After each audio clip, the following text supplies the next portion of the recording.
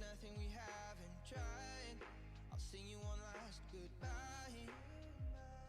and I won't think twice. So, ready or not, I'll go. I'm setting you free for sure right now. Don't ask me how.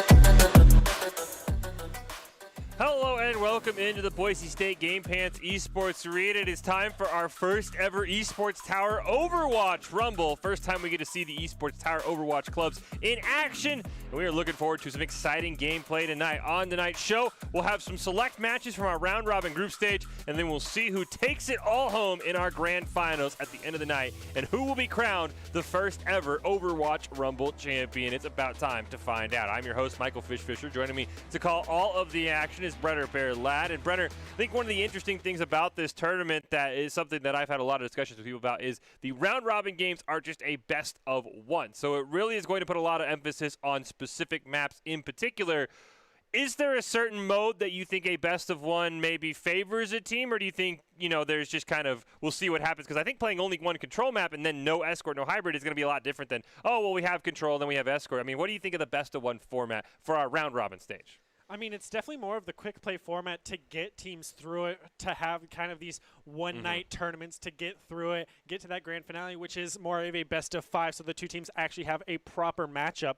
So it's definitely on the players to just come at it, have those great warm-ups, so when they get into this best of one, they have it all, they're ready, they're warmed up, and they're hopefully going to make it to the grand finals.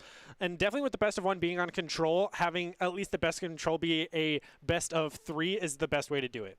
Yeah, we will see all sorts of maps. It is a 4-team round robin. The way I've been told is will work. All of the round 1 games will be on control, as Brenner mentioned. All of the round 2 games will be on escort, and then all of the round 3 games will be on assault, and that will all lead us to our best of 5 in those finals, which is the more standard. Though assault is third, and I love how tournaments always have to mix up the assault hybrid escort order. And at least we'll get to see some assault. I know some players love that, some players don't. But we see here is the breakdown. Round robin, one group, best of one. All that determines the seeding for the finals. Top 2 teams from group play battle it out for our first ever Overwatch championship. First week of the competition, Overwatch clubs have been around for a while. The players have been eagerly waiting for their opportunity to compete in this Rumble. They are ready to show off tonight. Some of these rosters have been training together for a long time. They've gone outside of Esports Tower to compete and seen a lot of success. Their coaching staff has said they are already getting more and more interest for coming Rumbles. So this is just the start. Well, as we get ready to go, let's throw it over to Doc's Keys to the Game, presented by Esports Tower. Score pro advice at esportstower.com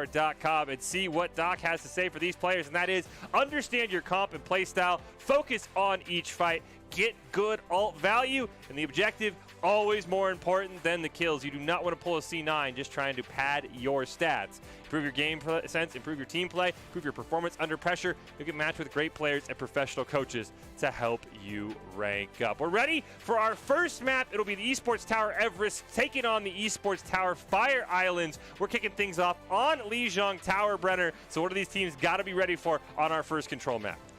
Yeah, we know Boise State loves playing on Lijiang Tower, so going into it, depending whatever of the 3 maps it is, we're going to see a lot of Symmetra play as she is the favored a DPS for this map, possibly some even Doomfist, some more high mobility. We're going to see a lot of Lucios, a lot of Reinhardts as well to get those pushes. Probably a couple Divas as well, because everyone loves eating as many ults as possible.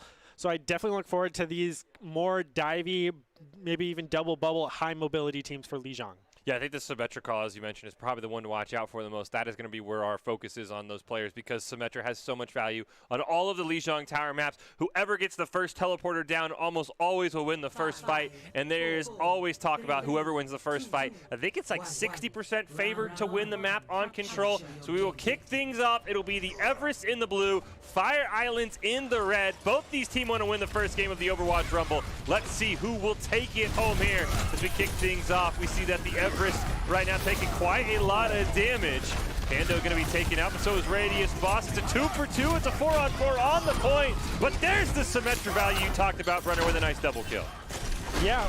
As we mentioned, Symmetra is the key player, and the Everett's not having her is quite interesting, as they went nearly full dive comp here for this Control, and not winning the point is not what you want to see for a dive comp, because you have to call your target and be able to jump right on top of them. And with Shatter and both the wall being so close on lot, and I'm curious to see how these Everett players are going to retake the point. Started off with a great pick on to Shadow Soul and Frozen Phoenix. GNR will go down as well. Who needs a Symmetra when you get a team kill thanks to Diamond Dog? Yeah, he's going to have that Primal Rage coming up for this next fight, and he did exactly what I said you need to do in the dive. You call your target, and the monkey jumps on, and you follow him behind. So the Everetts definitely had that team cohesion to just dive right in, and now with both Nano boost as well as the Pulse Bomb coming online for the Everett, it's Fire Islands is definitely going to have to hide behind their Reinhardt for that shield. Same with the Sig, at least going to be able to have that double barrier push up. Not with the Orisa, but definitely has the better variety and going instantly right in with the Primal Rage. Oh, Diamond Dog almost gets booped off. Does look like Doomfist going to save that Nano for Bonesaw's Blade. Might not even need it though. Immortality has to be used by Shadow Soul. It's not going to keep the team alive though. 4 go down. It's going to be another team kill for the Everest, and they are in complete control. So seems like after this next team fight, Fire Islands are going to have to use those ults and change up the team comp here, unless the ults make all the difference, because the Everetts also have 3 of their own, almost 4, with the Nano Blade coming online. Things are not looking good for the Everetts, as they are looking good for the Fire Islands, as they don't even have Drop the Beat ready for this Nano Blade coming in, but they do have the Amplification Matrix to try to burn him down as quickly as possible. Radius Boss probably going to have to look to maybe catch Bonesaw out of position. There's the Nano Blade from Bonesaw on the back line. He immediately takes down Shadow Soul, but Radius Boss does get one, but that Genji going absolutely wild, picks up a quad. It's Man, who's still left alive, but he's going to look for a reset, and he'll get taken out.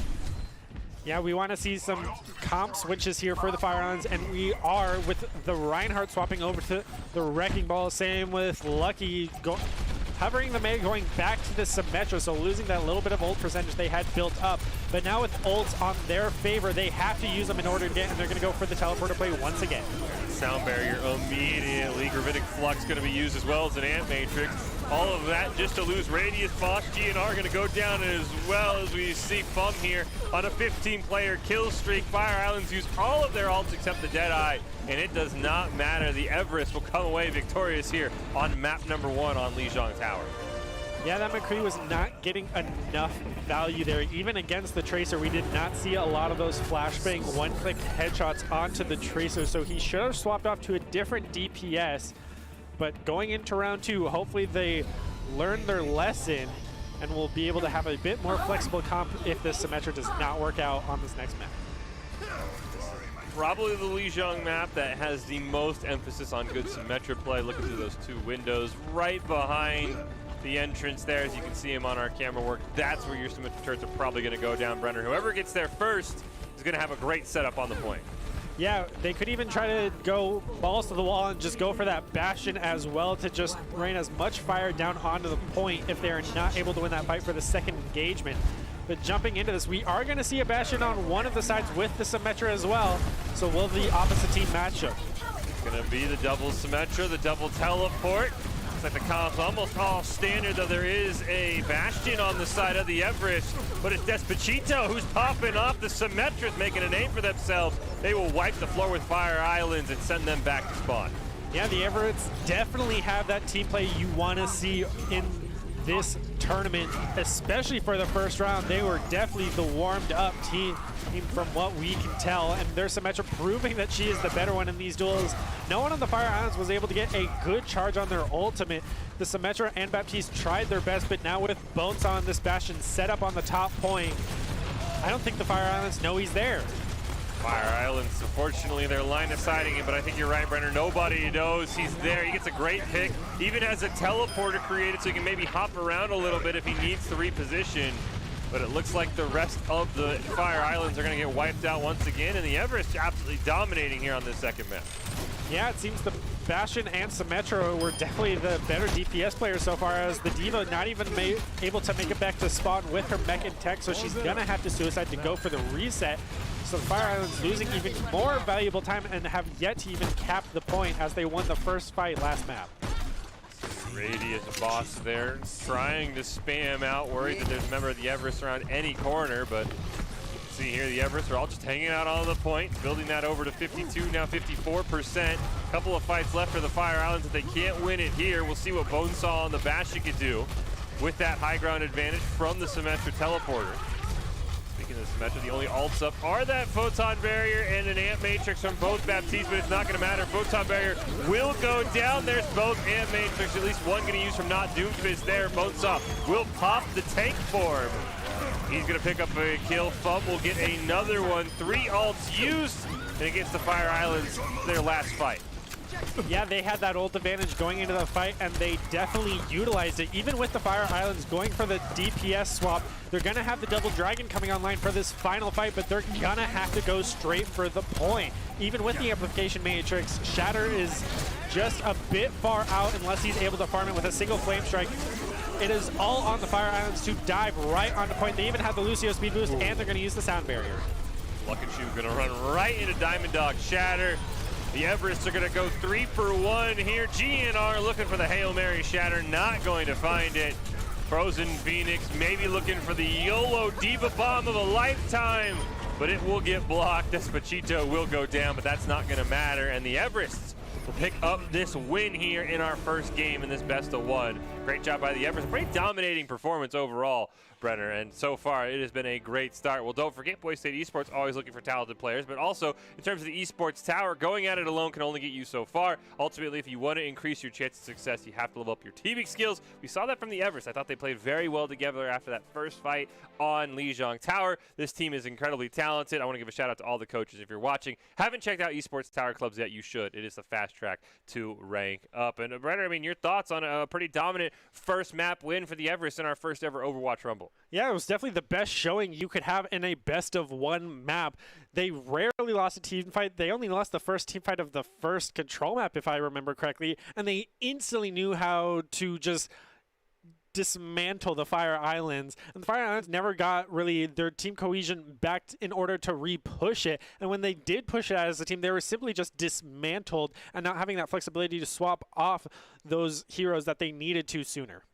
Well, we will take a quick break, and we'll come back with the other 2 teams participating in this week's Overwatch Rumble. It will be the Pink Panthers taking on LaSalle College High. That is all coming up next here on the Boise State channel. Don't go anywhere. We've got more Overwatch Rumble right after this break.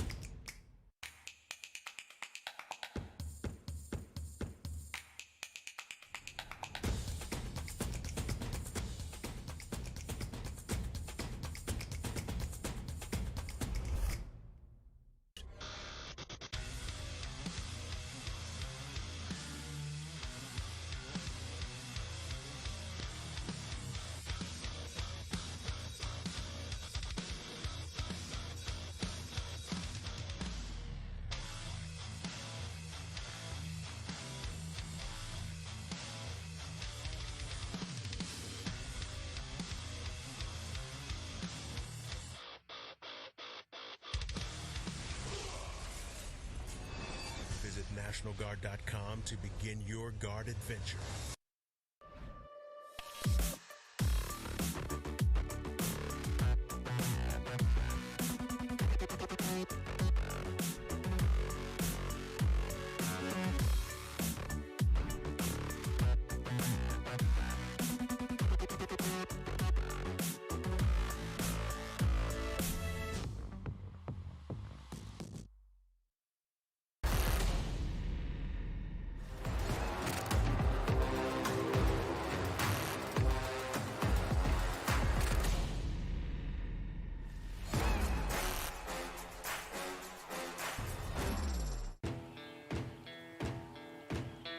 Here are a couple lessons I've learned over the years.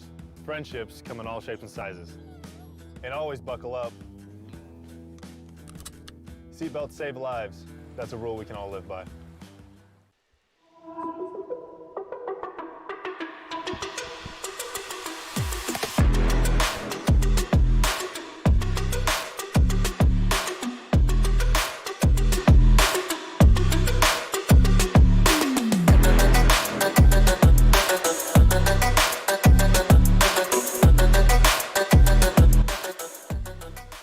Welcome back into this week's broadcast of the Esports Tower Rumble, our first ever Overwatch version of the Rumble, broadcasting it live from the Boise State Esports Arena. And up next, we're going to take a look at the other two teams in this week's Rumble. It will be the Pink Panthers taking on LaSalle College High. LaSalle, who we've seen in our Rocket League Rumbles. Curious to see how their Overwatch team will do. I've been told they're using this as a warm-up for their high school season. Meanwhile, the Pink Panthers see what they could do. Still on control, still Fisher Brenner here, call it all of the action. Brenner, we will now be going to Nepal, so a little bit of a different map style. Definitely has that open area on some of them right in the middle of the map that can allow for some environmental kills, so which we'd expect for both these teams on Nepal for our last round one game. Hopefully, if we have that shrine map, we're going to see a couple environmental kills as it is right next to the control point. Whereas if we go to something like the other two Nepal maps, there's not as much opportunity for those environmental kills, so it's going to be all about that team brawling. We saw it really successful with the Everest on that dive comp, whereas for the Fire Islands, they went more of a traditional, more brawly style without the Zarya. So I hope going into these Nepals, we see that come alive. We could also see a couple snipers come into the play. We saw Fire Islands attempt the Hanzo on that last Lijiang Tower map, so I would not be surprised if we saw the repeat of either that Hanzo, the Ashe, or the Widow. Most likely, the Ashe as her Dynamite gets that AoE damage that you need on a control point. Well, before we hop into this, we do want to take a moment to congratulate all of the Esports Tower Club members who have graduated from the clubs and been offered scholarships across the country over the last 3 months. Esports Tower Club members have received over $1.2 million in scholarships awards. These students have not only worked hard on their in-game play, but have worked hard academically as well and have earned these scholarship opportunities. Couldn't be more excited and proud to see opportunities those players are getting, and can't wait to see the potential opportunities that these players are going to be getting, because we have seen some very talented players in our first match. We will continue that along. Before we hop into Nepal, though, let's give a reminder to the Pink Panthers and LaSalle we have not seen tonight about Doc's keys to the game as presented by Esports Tower. Score pro advice at esportstower.com, and those are: understand your comp and play style, focus on each fight, get good ult value, and objectives are more important than kills, though in control, usually those two go hand in hand. Well, it's brought to you by the Esports Tower. Improve your game sense, improve your team play, improve your performance under pressure. You can match with great players and professional coaches to help you rank up. It is going to be LaSalle College High taking on the Pink Panthers. They're on the paper, the Pink Panthers are one of the strongest teams in this Rumble, but LaSalle has a great high school program. Could challenge them here, so let's hop into the game and see who comes out on top. Going to be very curious to see how our two non-Esports Tower teams perform, because the Everest especially looked very strong on our first map, Brennan. Yeah, they were fantastic on the first map. They only ever lost that very first teammate, but they instantly got their tempo in and perfectly just rolled over the Fire Island. So heading into two non-esports tower teams, I'm very curious how they perform, because as you mentioned, their Rocket League team did very well. We have been told that half the Pink Panthers players used to train with the Esports Tower clubs. They've continued to play outside of that and have a lot of experience as a team. So even though they aren't affiliated, they were definitely former Esports Tower players. Meanwhile, as we said, LaSalle, not a lot of tournament experience, a newer team, but they're just looking to get some experience in these Rumbles before their high school Overwatch season will start out. Here we go on Nepal. Pink Panthers and LaSalle College High. Last game of our round one group stage round robin here. Best of one on control. The Farah for the team in blue. Going to be a very interesting one as Edgelord will immediately get taken out. The Pharmacy gets clipped before their wings can even get off the ground, and the Pink Panthers already off to a bit of a slow start. Yeah, slow indeed. That pharmacy got taken out by that Wrecking Ball along with the Sombra helping him out. We saw right on the edge. So already we're going to see the swap off of it over to that McCree, as well as with LaSalle bringing out the Zenyatta and Zarya. So it looks like they're definitely going for that hard brawl comp. I would love to see a Reaper as well with that Tracer falling solo but able to escape. Also, Pink Panthers having swapped off that Pharmacy. I want to see a swap off that Mercy as she's not going to get as much value as some of the other healers. They're going to have to use that to try and boost Tropic as Edgelord gets a great pick onto Blade on Gambler over in the corner. Trying to provide as much damage to LaSalle as possible, but the rest of the team is going down. Pulse Bomb there from AME, only going to take that little Applesauce's Immortality Field, but then AMS will get the kill there. Looking to make some great Tracer value. They do kill the Mercy, but not before the res goes off. AME getting some great value. LaSalle in these solo plays, Brenner, is doing well. They just haven't been able to get any team fights. We'll see if that changes now as Getchio is going to be taken out. Bladon takes out Edgelord. It's 2 already. Little Applesauce hit by the Anti, gets punched down. And LaSalle with a great turnaround here to win this fight and get the point back. Yeah, Pink Panthers brawled on the point the best they could, but having an Ashe fight on point is not what you want to see from an Ashe, no less. She is a sniper. You want to hold her a bit further back and able to get that dynamite value without setting yourself on fire. And sticking with that Mercy, they were able to get the res off, but she was eliminated immediately afterwards, so that is not the value you want to see. But Valkyrie is coming online for her, so we will see if that will make the difference. Same with Whole Hog.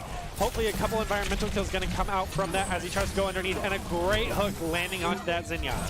Lyric gets taken out, had the Transcendence available as well. There is the Whole Hog that is going to be used, just trying to get as much damage across the map. The thrower will get taken out, and for all of those plays for the Pink Panthers, they still aren't able to capture the point there. We do hear a grab go off from Bladon. Look at Gambler over in the corner, doing a fantastic job here stopping that push. Yeah, Gambler's been uncontested on that sidebar. The Roadhog has not yet noticed that he can just hook her and throw her into the pit.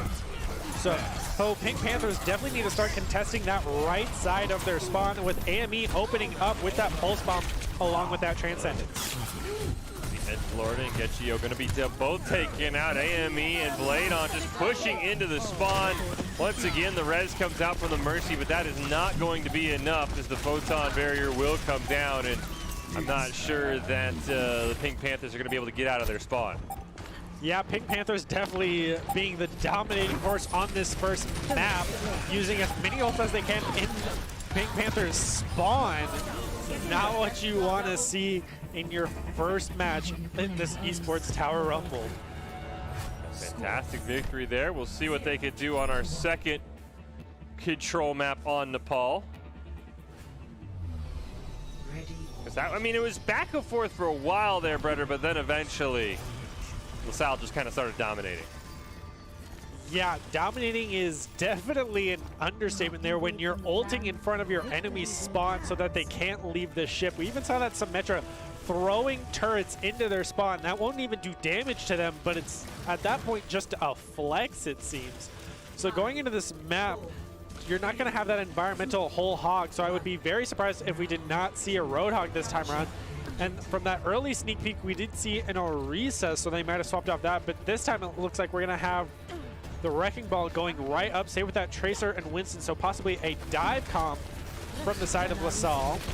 But Pink Panthers holding up in that doorway is not what you want to see with that Immortality Field, keeping so many members alive. They'll take a ton of damage, but they do end up recovering. But now a huge 3-man anti lands from Gambler, who has been playing spectacular on this Ana, and it leads to a triple kill for Lyric of all people. And just like that, the Pink Panthers get team killed, and LaSalle should be able to start on the point. Haven't even touched it, and they're getting a team kill this early on. This has definitely so far been a kind of quick play match with everyone going up top. There are other routes, Pink Panthers. You gotta start using that flexibility, already opening up where the entire LaSalle team is ready and waiting for you. See what they can do this time. They're going to, as you mentioned, go right to the safe spot. They are going to get a minefield drop either behind them. I didn't quite see. I guess it looks like Bladon did drop it behind them as he does pick up a kill onto the Mercy, but does get taken out. So it's an overall 1-for-1 trade. But as they walk backwards into the minefield, There we see the 5 IQ, the 5D chess play for Blade On. It's a quad kill from the grave. Yeah, LaSalle definitely proving that they are the better team as of right now, with Pink Panthers only having the one amplification matrix online for them, with LaSalle already using that minefield, now having Pulse Bomb, Nano Boost coming online, same with that Primal Rage. Seems Lyric also used that Transcendence after getting that triple kill, now back at 35%. LaSalle is charging and farming these ults off the Pink Panthers. Nano is going to go out on to Wet Tam, see what he can do. Has that Primal Rage available, but who needs it? A 4-man Pulse Bomb. As you mentioned, Brenner, they've got to find a different way to attack the point because they are just getting sandwiched, and that time they walked into a Pulse Bomb from AME. Yeah, being a broken record, this is broke. You need to fix it because they're just losing. And once again, LaSalle is just pushing into poor Pink Panther's spawn with the Primal Rage, and he is finally gonna fall. Pink Panthers, you need to start committing these ults to try to get on point and choose a different direction. Edgelord getting some nice mobility there on the Junkrat. We do get the revive out onto Gio as well, so an elimination onto Blade On, maybe.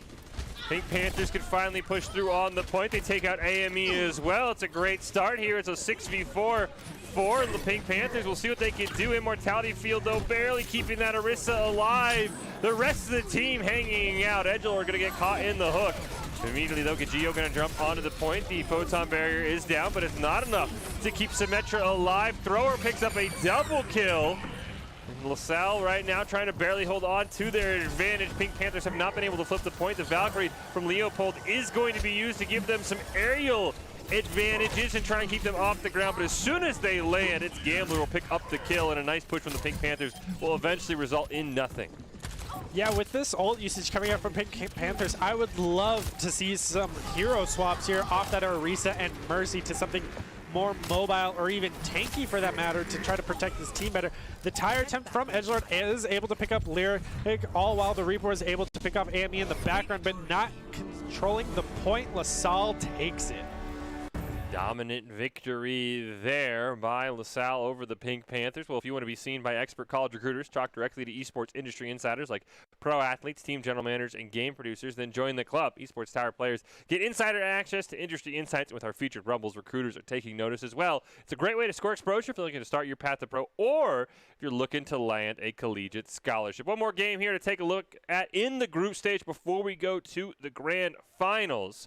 We are going to switch away from Control. I do believe we'll be going over to Escort now, Brenner. And how do you approach Escort? Because never in, for most of these Overwatch players, when you're in a tournament setting, is Escort sort of like a best of what? You've either just known you've lost Control or, the series is kind of already along. So how do you handle Escort now when it's basically its own map as opposed to part of a series? I think that's definitely something that we want to address, like Doc's keys to the game. They say objective is more important than the kills. On Escort, it's definitely they're equal because you don't want to take constant damage as you're pushing the cart. You want to take that space so you have area to push the cart from behind. You're always going to be a member down, so your team play has to be so key on that cart, because if your front line falls, you're going to lose a 6, and now you're being stalled out from that 6-man. So being a best of 1, this is definitely going to be detrimental for whoever team gets stalled out unless they're able to regroup, but then they're losing that precious time. So being a best of 1 format, it is not the best. Well, we will take a quick break. We'll be back with our final group stage game, and we will see who will be going at it in the grand finals. It's all coming up in our first ever Overwatch Rumble. It's all after this break.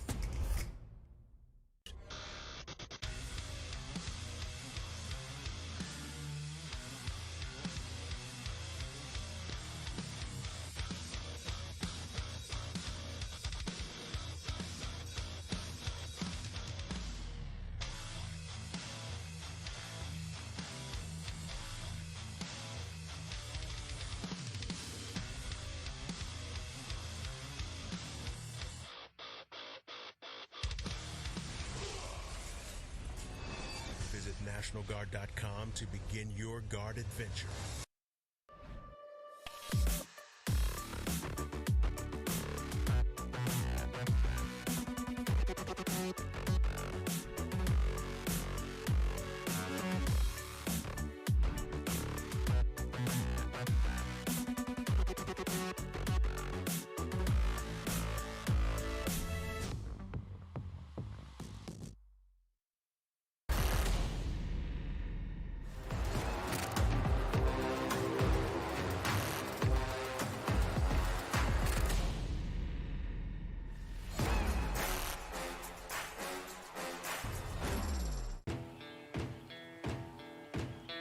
Here are a couple lessons I've learned over the years. Friendships come in all shapes and sizes. And always buckle up. Seatbelts save lives. That's a rule we can all live by. Here's a factor.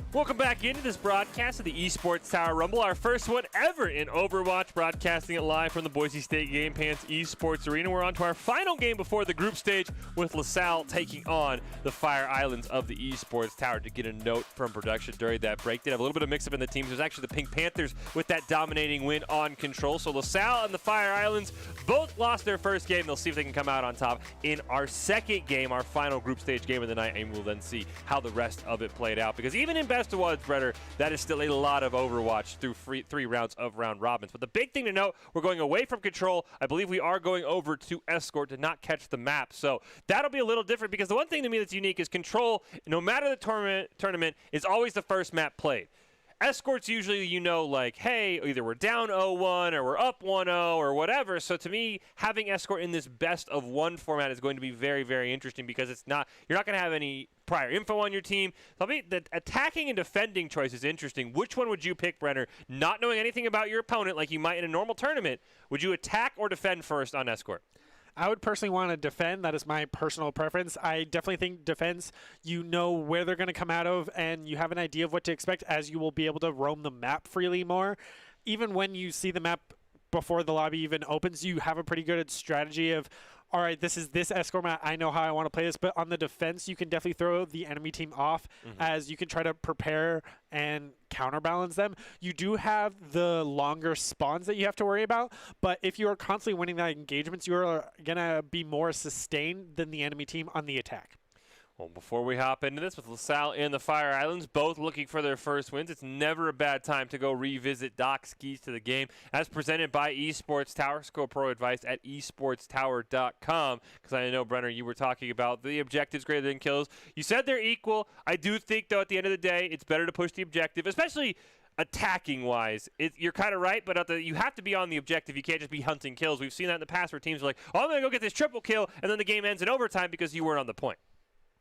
You don't want to pull a C9. Yeah, no one ever wants to pull a C9, and that especially is going to happen the most on Escort. You push forward, you get a team kill, it's in overtime, no one's on cart, game's over. The team who just got team wiped, they win. So objective is always something you got to keep in mind. We see in a lot of pro plays, they only leave, the one member on the cart. So even in that team fight that's happening away from objective, it's a 5v6. So the attacking team is always going to be at that disadvantage as if they're playing away from the cart. So that's why we see strats like Pirate Ship come out with the Bastion on the cart. So if the entire team's on the cart, you're not getting a ton of value because you can only have a max of 3 for the max speed. But you're going to have that team cohesion on the attackers that if a team fight does happen, you're not going to get taken out one by one because you're so pushed forward far up. Well, let's start over now to Doc's keys of the game. Remind these teams what they need to do to pick up their first victory in the group play stage. That is, understand your comp and play style. We talked about that Pirate Ship potentially. Focus on each fight. Get good ult value and objectives greater than kills, maybe equal than kills. But at the end of the day, it's the objective that wins the game, not your KD. Improve your game sense, improve your team play, improve your performance under pressure. You can match with great players and professional coaches to help you rank up. It's all at esportstower.com. Final group stage match of the night. LaSalle College and the Fire Islands. Both teams dropped games in round 1 that we saw, but are looking to bounce back right here. We'll see who can bounce back and put a win on the board as we get closer and closer to our grand finals. Should be Fire Islands in the blue, LaSalle in the red, and we'll be going to Dorado, which is a map that can be very hard to get out of that first chokehold on when you're pushing. Yeah, that archway is life or death a lot of the time. As this is a very vertically challenged map. We're going to see a lot of vertical play from both these teams, as we've seen in pro play. If you have good verticality plays on this map, they will never be able to push that car, as they are just going to having to look up, down, left, right all the time, trying to keep track of you as you're constantly dealing damage. So it looks like on the red, they're immediately going to start with that Hanzo, Roadhog, and Zarya. So they're not having a strong frontline tank, but they're going for the damage, it seems. So LaSalle definitely going for those eliminations, whereas Fire Islands went with the Brig Rhine with the Mei, a more traditional defense comp here. So I expect some great team fights coming out from both sides, as so far this Ryan and Hanzo have been charging their ults faster than anyone else. Very curious to see what Leopold can do on LaSalle. Going to be grounded there, but should be able to boost up the Ash. Thrower gets antied. A great job there by Shadow Soul, but unfortunately they'll trade tank for tank as GNR will go down. Edgelord barely hanging on, but Radius Boss able to get a fantastic pick there. Leopold looking maybe for the res, not quite able to get it, taking a ton of poke damage, and it looks like LaSalle is going to be forced to reset here, and this is going to be so hard to get around this choke point to keep pushing the cart. Yeah, already we're seeing a ton of signs of life from Fire Islands. They were able to contest that res and immediately get her off of it. Getting that 30-second cooldown is terrible. Already opening up with that Mercy, even a bit of lag with so much damage coming out from the side of Fire Islands. But they are going to end up losing man-can-man on that break. Fire Islands right now doing a fantastic job. Thrower will be forced to swap over to the Reinhardt. Look at Gio though. This shield has, this boost from the Zarya has really never been below 85. Now slowly dropping off. He doesn't really have a teammate taking damage, but he's going to get a kill right back to 100. Leopold will get the res though on the little applesauce. Unfortunately, a grab's going to come out from Gio, but it's not going to be enough. A fantastic Blizzard, but a triple Dragon Strike from Edgelord is going to even this at 3 kills aside. And the respawn advantage should favor LaSalle pushing. They finally should be able to break this Fire Islands defense. Seems LaSalle with this Zarya has just been uncontested all game. She's been alive longer than anyone else, and even with the Mercy elimination onto the Mei with that last hit, this Zarya is having a field day, getting damage boosted by the Mercy, no less. Seems that they are playing around a Zarya, no less. And we're even going to see the swap over to the Reaper as well, losing that little bit of ult percentage. But they're going to open up this team fight with a rally.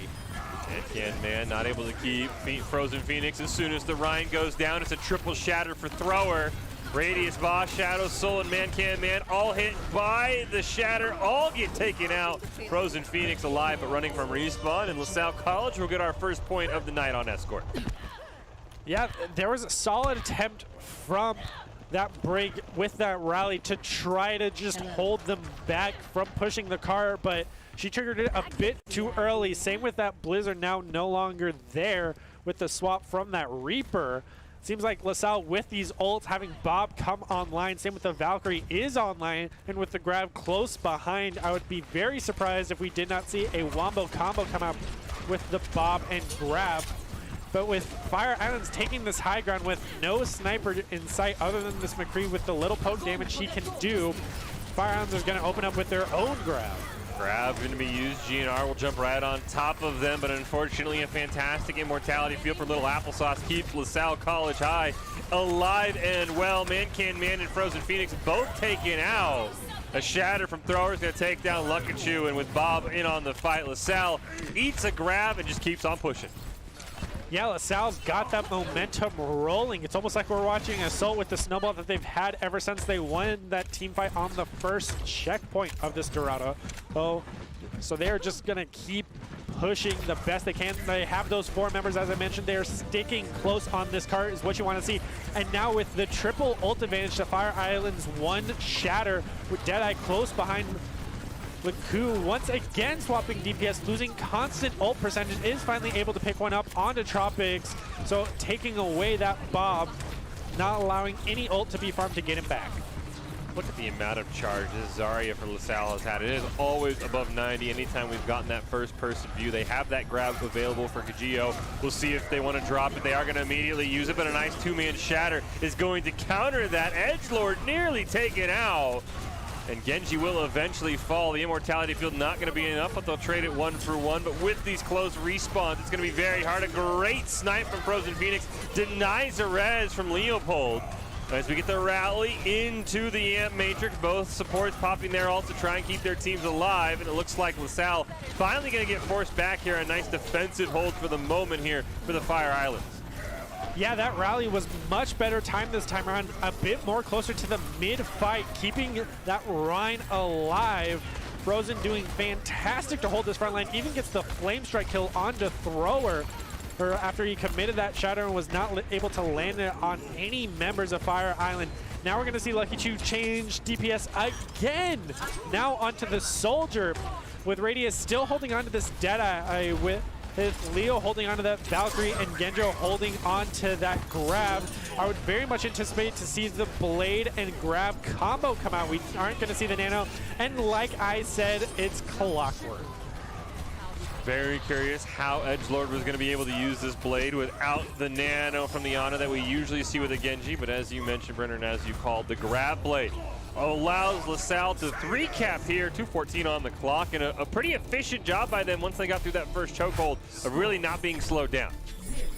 Yeah, they held that fantastically. As soon as they made that team comp swamp, didn't have that Roadhog, they regrouped, and Genjo on this Zarya has just been uncontested. Fire Island is feeding them charge again and again. Yeah. Like you keep mentioning, every time we go to them, they're at least at 80%, even being damage boosted by the Mercy. They definitely have been the star player for LaSalle so far. Yeah, that's the one thing Fire Islands has got to work on, and especially is you cannot shoot whoever has the Zarya shield. They are just feeding her charge. Never really saw her below 80 for Kajio, so if you're the Fire Islands, you got to realize you cannot shoot whoever the Zarya shield's on. Maybe you bait it onto his support and you focus the other one because you can only shield one person at a time. But right now, Kajio is doing a great job predicting damage, and that's why LaSalle had a nice 3-0 start on Dorado. We'll see how they can hold defensively, because this can be a very hard choke point to pass through, because even LaSalle struggled to get through this choke point right here as our camera flies past it, and after that, it was pretty much smooth sailing. Yeah, Fire Islands did not utilize that high ground on the defense very much. They immediately dropped down to the other side of the archway, and it just became an instant brawl. So now on the attack, they're going to bring out their own Widow. So we'll see how long Lucky Chu decides to stick on this DPS and swap off of it. DPS need to get their ults as they're the playmakers. So swapping off DPS so often is not what you want to see, even if it is to counter a specific member. And then very early elimination onto Radius is going to get res, so that 30-second cooldown is already being burned. Very cheeky strategy by Edgelord. He basically planted all of his Junkrat utility right out of the spawn, and then it got damage boosted by Leopold. As we now see Lucky Chu on that Widow, trying to get a headshot onto somebody. Oh, Tropics is almost dead. Edgelord getting another great elimination onto Radius Boss, and that's going to allow a reset here. And LaSalle College is pushing their advantage, getting great picks. Yeah, it seems that they're much more aggressive on this defense than Fire Islands were. And now already swapped off. Lucky Chu now on the Echo, but with this Mercy, it might get a bit more value. But going against Tropics on this Ultra 76 could be a problem, especially unless this Zarya has the bubble on them to keep them alive. And already we're going to see Radius take out Tropics, but the res is going to come and bring him back. Lucky Chu very low. Somehow Tropics not punished by that res, but the cart slowly pushing. Flame Strike from Thrower going to miss. He'll put up the shield, just trying to take care of that Junkrat trap. This Radius Boss will get taken out again. A great job by the healers for LaSalle College High, keeping Thrower alive through all of this damage and forcing yet another reset. GNR and Frozen Phoenix both incredibly low. Radius Boss trying to jump up, get the high ground, spam in the damage on LaSalle, but none of those mines are going to be able to land, and they'll get a revive onto GNR. Keep us in a 6v6 for the time being. Couple ults still online. Winston's going to hop right in, trying to build for that Primal Rage. Nano is going to go on to Lucky Chu, who has to get to that duplicate, but it might not matter. Edgelord gets a triple kill with the Riptire. He'll get taken out, but I'm sure he's totally happy with that exchange. Yeah, that's the trade you always want to make, and he's even going to get res with Tropics taking out Lucky Chu again. The Soldier 76 dominating the skies with Valkyrie now just coming online for Shadow. They also have their own tire, but now their man is going to swap over to the Lucio. Same with GNR now swapping over to the Rhine. And it seems Frozen might just give up this Primal Rage and go over to the Diva. This is not what you want to see. You want to get at least just use that Primal Rage. You do have a minute 30 remaining, so you could definitely get some value out of that. But with LaSalle having 6 ults coming online practically, Edgelord's going to farm it faster than anyone on his team, except for maybe Gedjo. So 5 ults, soon to be 6. Things are looking good for them. They even have the Immortality Field to counter the tires. Same with that Valkyrie coming out online for Fire Islands.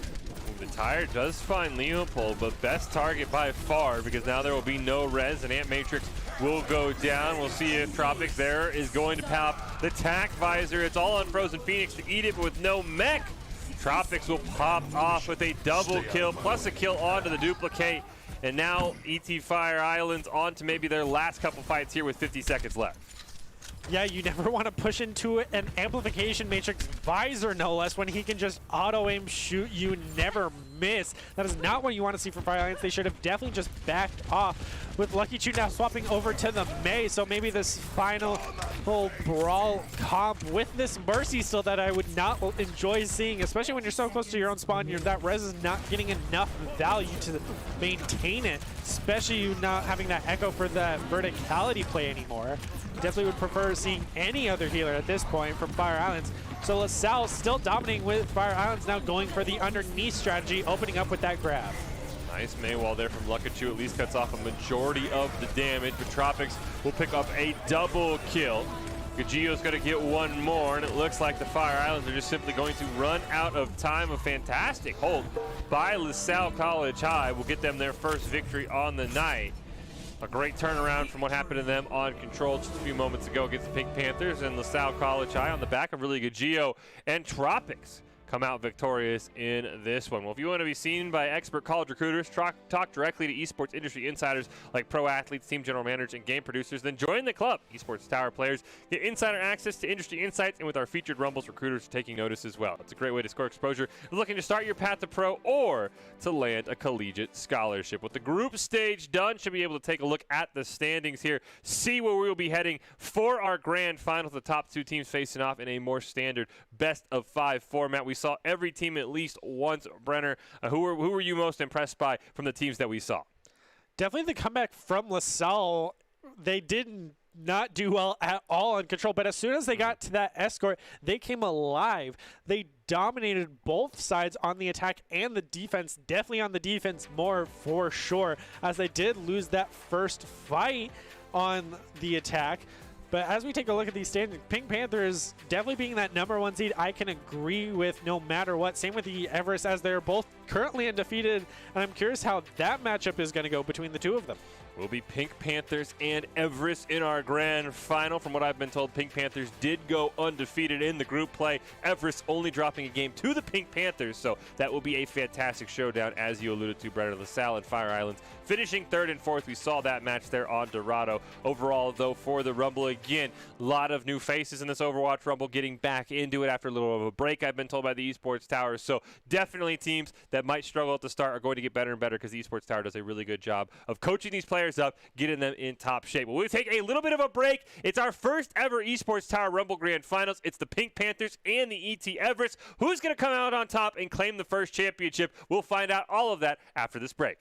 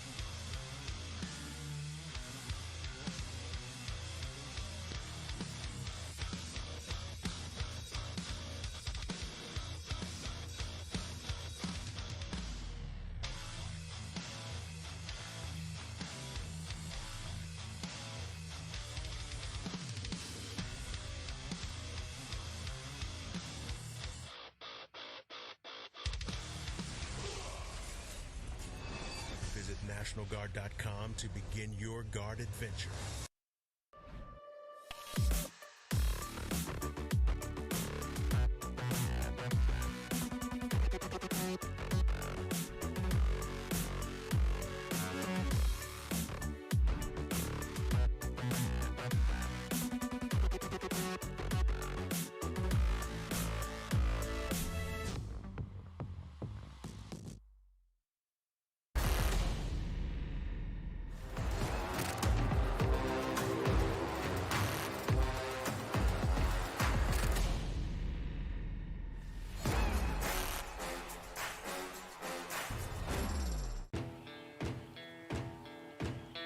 Here are a couple lessons I've learned over the years. Friendships come in all shapes and sizes.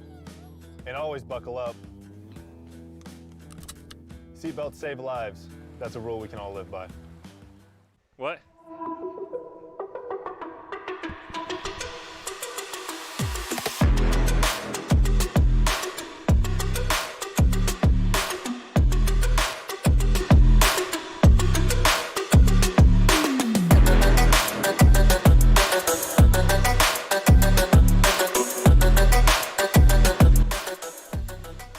Welcome back to this broadcast of the Esports Tower Rumble, our first ever Overwatch Rumble, broadcasting it live from the Boise State Gay Pants Esports Arena. It's time for our first ever grand finals. We have a pair of teams that we did not see lose in the group stage games that we had a chance to look at. Pink Panthers and Everest were both dominant on control.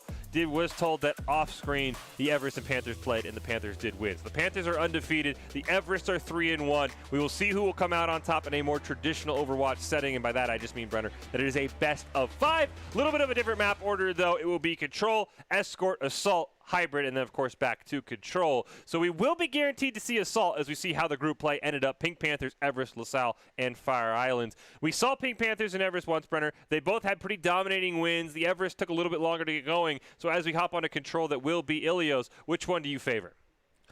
Most likely the Pink Panthers, as you mentioned, they are undefeated, and they had the much more dominating force in both the games that they played, even though we were not able to see one of them. I highly can put money on the fact that I bet they were just as dominant in that game. So going into best of 5 format, you definitely have to worry about these are longer games rather than the best of ones that they have been playing, so that could be a bit more taxing on the players, especially going into Control and playing an Assault, which can be very snowbally. So on the attack, if they are attacking first on that Assault map in the map 3 that we are guaranteed to go to, I'm very curious to see how they will play that out. Let's take a look at how the format for this tournament went here. Our first ever Overwatch Rumble happening every Tuesday, 6 to 8 p.m. Eastern Standard Time. Round robin with one group, everybody playing a best of 1 against each other. Some Control, some Escort, and some Assault was played in that group play stage. We take a look at a couple of those games, and then the finals. The top 2 teams from the group play, the Pink Panthers and the Everest of the Esports Tower, will now play in our best of 5 finals. Again, once the more traditional Overwatch format. The best of 1s do lead to some very interesting games, so we'll have to see who can come out on top. Again, we have not seen either of these teams lose on the stream. For maybe the final time of night, we can throw it over to Doc's Keys of the Game, as presented by Esports Tower. Score pro advice at esportstower.com. And Overwatch, those are: understand your comp/play style, focus on every fight, get good alt value, and objectives greater than kills. Because at the end of the day, the team that wins is the team that pushes the objective farther, captures the objective first. All of that good things. Don't pad your KD stats. It's all brought to you by Esports Tower. Prove your game sense, prove your team play, prove your performance under pressure. You get matched with great players and professional coaches to help you rank up. We are ready for game number 1. Kick off our first ever Overwatch Rumble Grand Finals. Pink Panthers take it on the Everest. Pink Panthers exited the group stage with an undefeated record. As we mentioned, the Everest only lost was to the Pink Panthers in a game we did not see. These teams match up well against each other, expecting a close series, and we will throw it over to Ilios for our first ever Grand Finals here in the Esports Tower. And we have not seen Ilios yet today, Brenner, so your tips for these teams as they get ready to go. It's all going to be about that center well. I expect to see multiple attempts at those environmental kills, as it will be a much quicker way at just burning down their health bars. So both teams are going to be playing around there. And then once you get onto point, you have to be able to take the opposite team's side, because if you just stay on yours the whole time, it's just going to be an endless brawl, and whoever caps it first is going to get to that 99% before anyone else. And already on the side of the blue, we're going to see that Sombra rushing onto point, and we're not going to see this team fight as it starts. We're They're going to hop right into it. Diamond Dog looking to try and burn down members of the opposing team. Watch out for Gambler. He was clutch in the Pink Panthers control win. There's that environmental kill you talked about, though, Brenner. It's Pando picking one up onto Bladon. And now we'll see what Diamond Dog can do with the Pink Panthers losing their first main tank. That should open things up, but Diamond Dog taking a ton of damage. Gets taken out by Conspiracy. And the Pink Panthers looking to start things off. There's another environmental kill for Lyric, and that should start to set the tone for the Pink Panthers as they do lose Lyric, though. So it's a nice even back and forth trade to start off here. Conspiracy able to remech, and so far just a lot of trading, Brenner. Yeah, as I mentioned, you have to be able to take the other team's side of this control point on well, because so many people just have to go around it. It takes so much longer, as this is one of the biggest control points in Overwatch, with Bladon able to pick up a two-piece. Pink Panthers finally able to secure it, and now they're doing what they traditionally love to do, which is push the spawn the best they can, with Gambler picking up a three-piece for himself. But now Everests have two ults, both supports on their side, with Primal Rage closely falling behind. Pink Panthers already have Primal online, same with the Pulse Bomb and EMP, but with the hack going on to Lyric, he's going to get taken out by Pando, so being down to support, Everest has a perfect opportunity to just push for the point. They even have the ult advantage, they just have to get aggressive with it. A lot of attention is going to be on Pando. He has to dodge Mapsy's EMP, and he does not. It will not be a sound barrier available, but they will have a coalescence from not Doomfist to be able to keep him alive. The sound barrier will go down as soon as it's available. They'll trade 1-for-1 in terms of the DPS, but now AME will go down. Pink Panthers with that nanoed Winston, about all the damage they're going to have with the Primal Rage going. As Lyric also going to be forced to use their sound barrier, but not going to get a whole lot of value, and will be immediately taken out. A wasted sound barrier there, and the Everest able to capitalize on it and sending the Pink Panthers back to spawn and flipping the point in their favor. Yeah, I absolutely love that play by the Everest, as they were able to utilize the ults they have and have that player mentality to hold them back in anticipation for the Pink Panthers. Pink Panthers threw every ult that they had, and now opening up this next team fight with Coalescence, and immediately denied by the Death Blossom. Everest are coming alive in this game, definitely trying to make Pink Panthers no longer undefeated in this first game, and having the ult advantage. I love how they got aggressive as soon as they had advantage. They were able to recognize that factor, and this is some of the plays we see in the Overwatch League of having that player recognition. We even saw in Doc's Keys that you have to play with your team's play style, and they have a more divey comp, so once they had that advantage, they would dove, and they succeeded. Got a great punish on the Conspiracy as well. We do see Despacito has the EMP up. Lyric is not going to have an answer. Really, there's no answer. There's going to be a Sombra v Sombra battle. There it is. Huge EMP onto 5 is going to land. And immediately Gambler and AME will fall. Conspiracy going to be forced out of the mech as well. Lyric will at least get a kill on the way out, but a huge EMP from Despacito sets up what should be a clean team fight win. It took a little bit longer to wrap it up, but Diamond Dog now retreating, and the Pink Panthers up above, or the Everest, excuse me, up above 70% on the point. Yeah, things are looking good for that, but he has to pop that Primal Rage in order to not fall in the wall, as that leap was just barely timed off. He's going to go straight in on this Moira with the Coalescence to try to get her knocked off with the least value possible. Having that Reaper, he is the definition of anti-Winston, and takes him out as quickly as possible. With these Sombra plays, these are definitely the players you want to keep your eyes on, as they have been the key for both teams with these EMPs and hacks. Falling to 10 health, able to get out just in time, and now we're almost to a mirror match, except for this Winston now swapping over to the Wrecking Ball. See if it will make the difference, as Pink Panthers are finally able to re-secure the point. Never felt like a clean fight win. It just felt like the Everest had bailed off the point. A great EMP bomb combo is going to eliminate not Doomfist. Give the Pink Panthers a nice little advantage there off the back of 2 ultimates. Hub going to be demeched. We'll see if there can be a punish from the Pink Panthers, at least a stall out.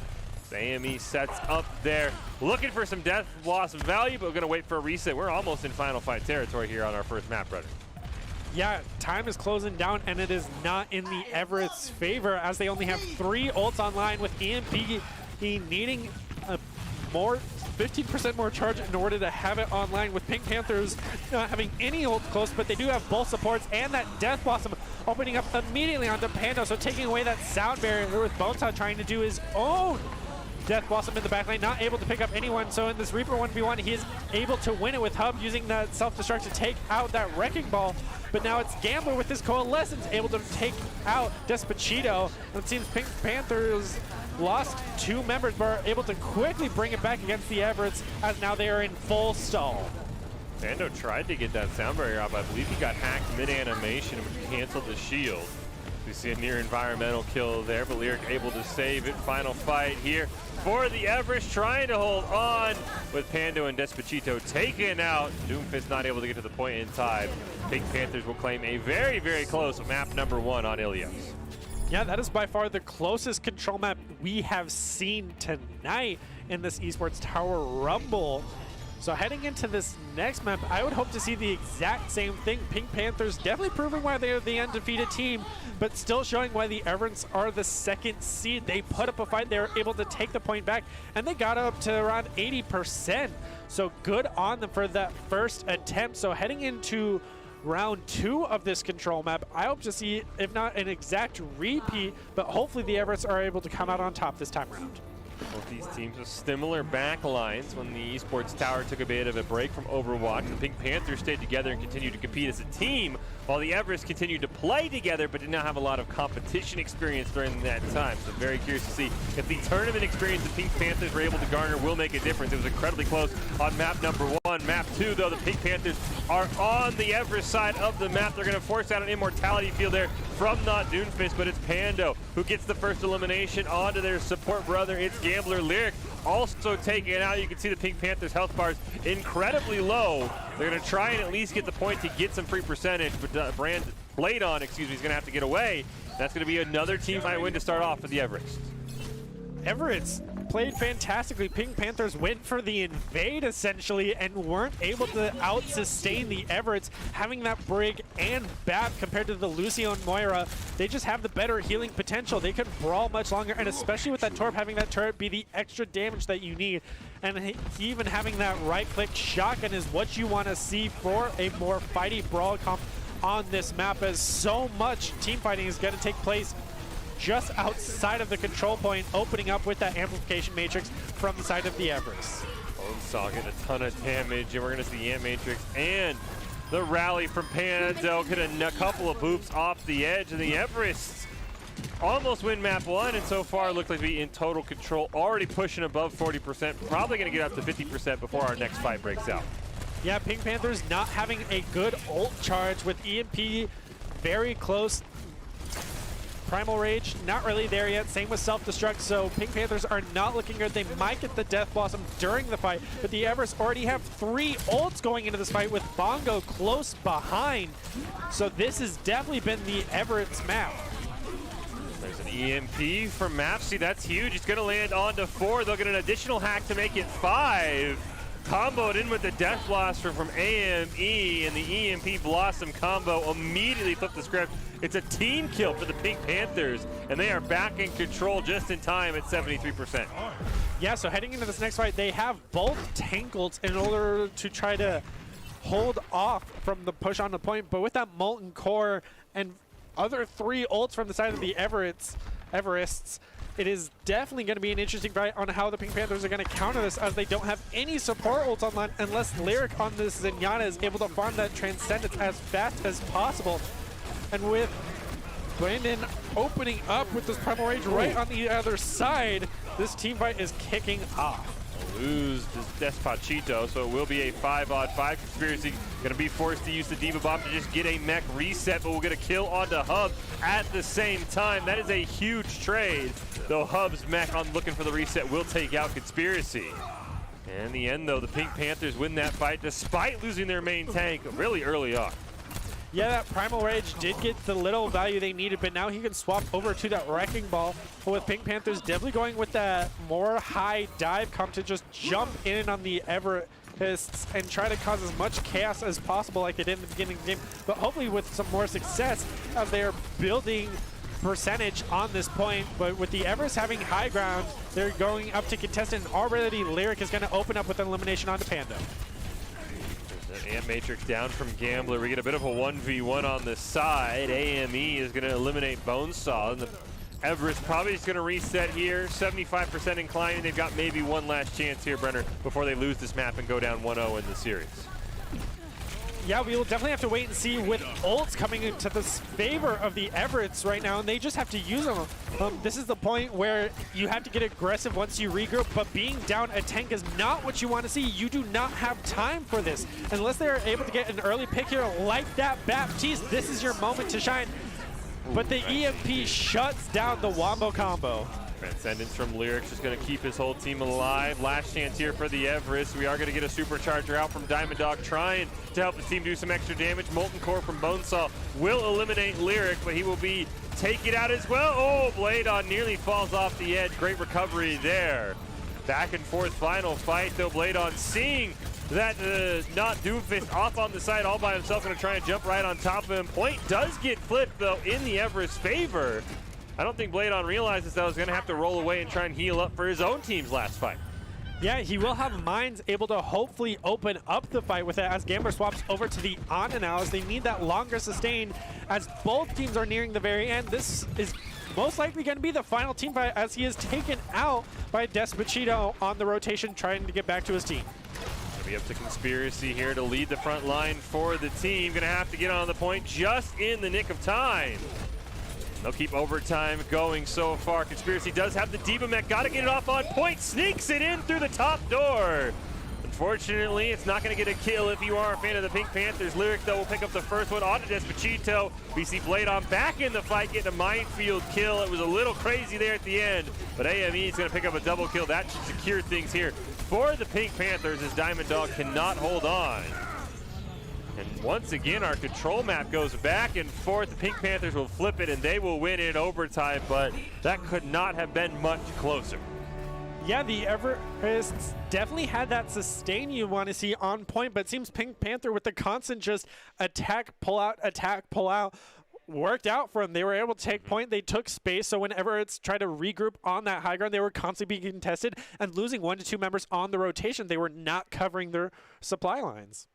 We will hop into our next map whenever we are ready. It is Pink Panthers and Everest grand finals of our first ever Esports Tower Overwatch Rumble. Fisher Breder here calling all of the action. Pink Panthers with a very close win on Control. I think it was like 197 and 199. So we'll see how Escort is going to go. I've been told that it will be Havana, which is a very unique escort map in the sense that that third point, Brenner, can be almost impossible to capture unless you are fully snowballing.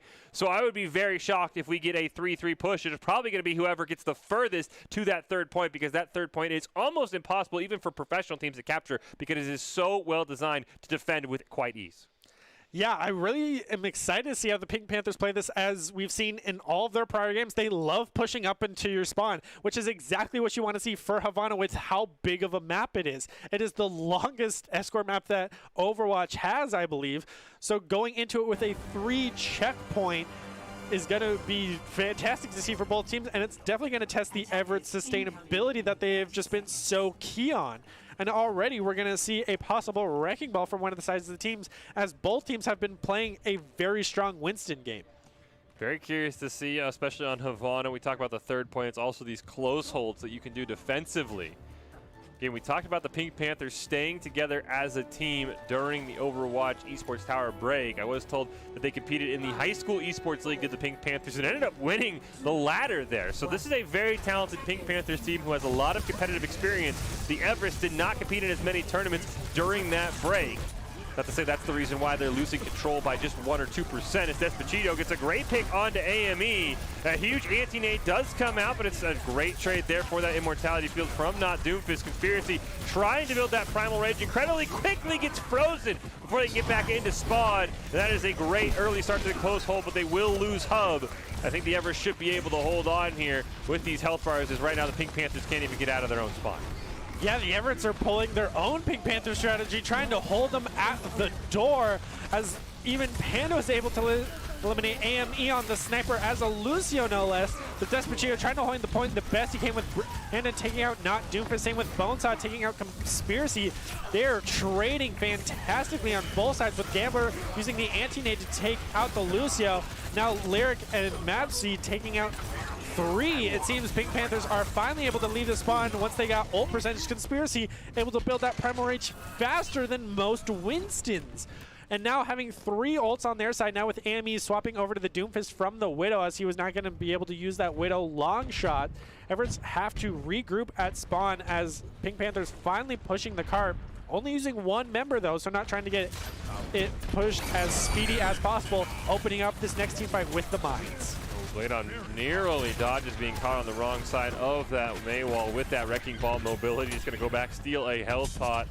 And right now looking nice and healthy. Now going to look for the flank onto the rest of the Everetts. We do see Conspiracy has popped that Primal Rage, but Gambler going to be taken out, but it's an early 1-for-1 trade. Despacito will go down as well. Immortality Field had been used by Doofus. We got a Shatter only landing onto the Wrecking Ball for Diamond Dog and a Sound Barrier Blizzard combo. Looking to push back the remaining members of the Pink Panthers as AME will go down, but unfortunately they cannot pick up a solid trade.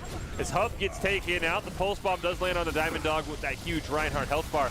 Will be able to survive. Pando now going down, and now the Everest without their main healer going to have to be forced to retreat. They'll lose 3 more in the process.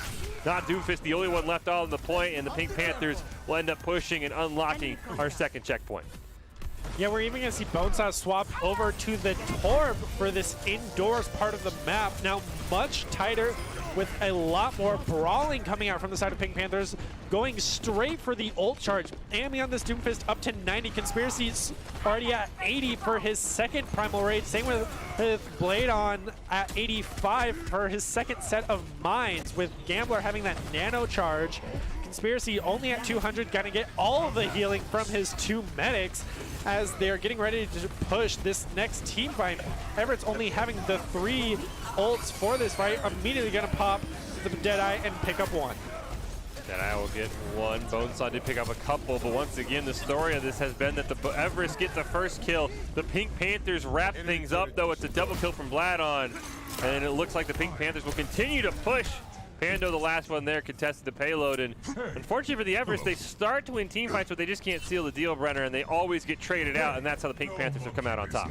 Yeah, Pink Panthers also come out on top because they committed 4 ults to that fight to the Everest's 1. They only used that Deadeye, with now Pando swapping over to the Brig, trying to get a little bit more brawl now, all pushing in through that left door with everything they have. AME's going to try to have a field day here in Doofus in a tight hallway.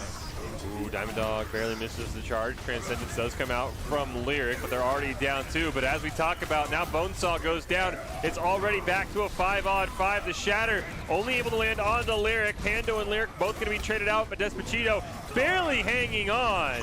But a nice couple of kills on to AME, and Lyric do have the Everest with a slight numbers advantage, and they look like they forced a reset here for the Pink Panthers for the first time.